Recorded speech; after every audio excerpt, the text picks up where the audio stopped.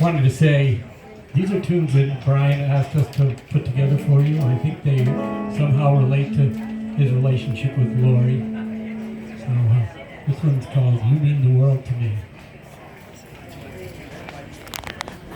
Hey everyone, glad to be here. Hi, my name's Vanessa Neiman, aka Gal Holiday, and me and my band have played up here at Bishop's Castle numerous times, and at the Knickerbocker, thanks to Brian, and so glad to be here doing this today for Laurie. All right.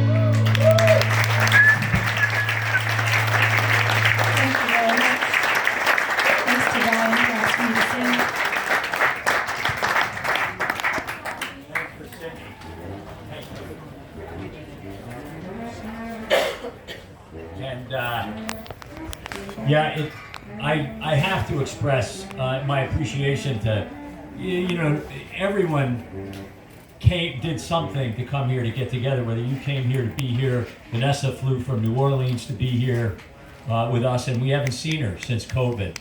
and it was really very special. That was the last song that we played at the hospital when Laurie could hear. And it was always a song that was played for us, and it's a real special blessing to hear it here, and it's a blessing to have everybody here.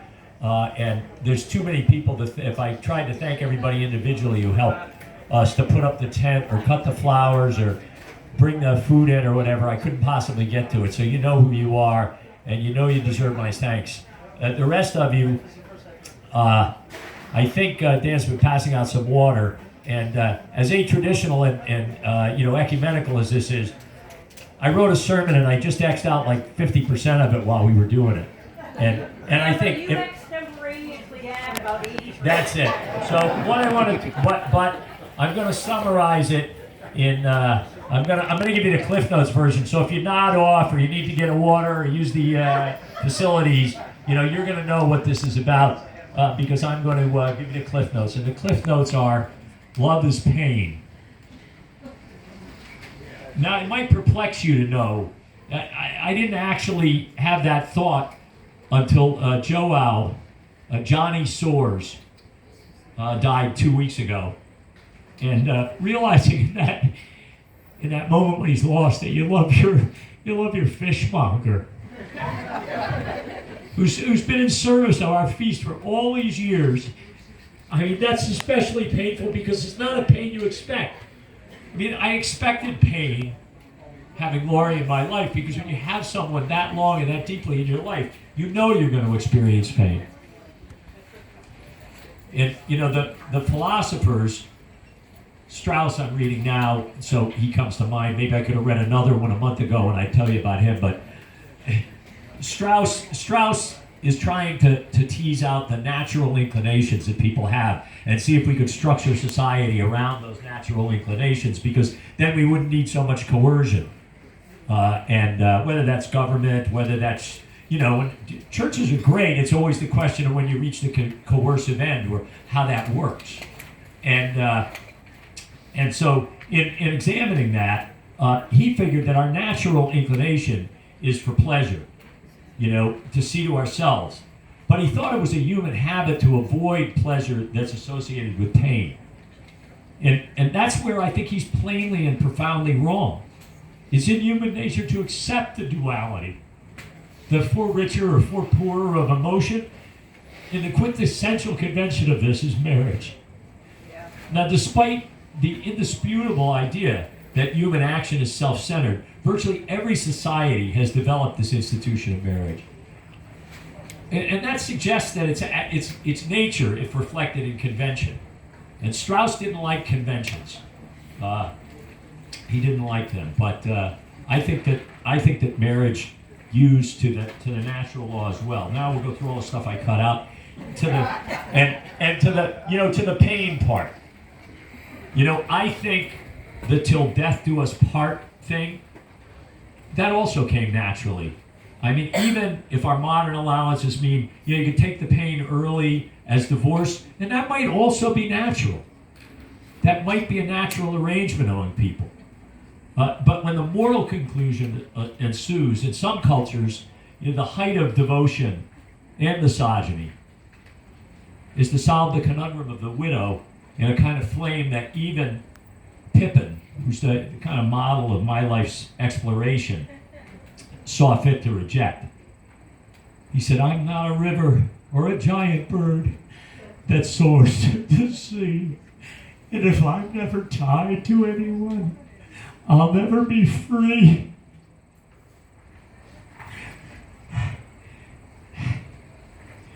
Well, I have as much Western confirmation bias as the next guy. As the next white guy, anyway. I used to say the next white guy, and then I met Glenn Lowry, and I was able to throw away that qualifier. It's a great American.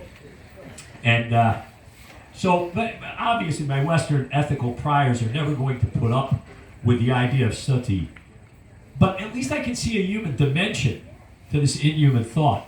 Now, my alternative inclination, after Laurie and I crossed the bridge together, but went to different places, is to carry her with me. And thus my pain to Laurie, my pain to marriage, my pain to Western civilization. Now, nobody, according to Strauss, is only inspired. Nobody. So let me try it again. Nobility is only inspired by the pleasure derived when the behavior is recognized by others. That's his theory. But if that were the case, why do I cry alone? Why do I apologize in the night for all the slights that my habits might have visited on Laurie and how Laurie lived before her? And why do I smile, recalling the tender goodnesses that were too occasionally delivered? I mean, maybe that's just preening for the mirror.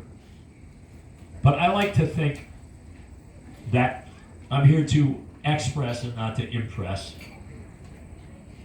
And cut so much I lost the last page. Yeah.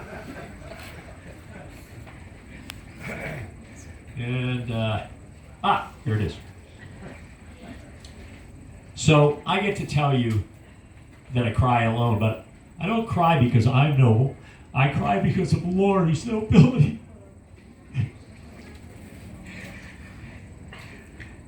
And her saintly bearing of the burden of someone like me.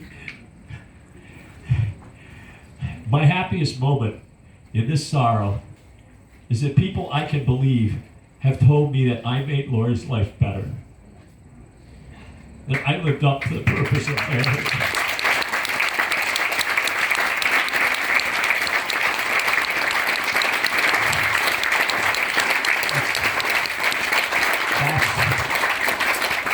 That's for her. Good night, sweet princess.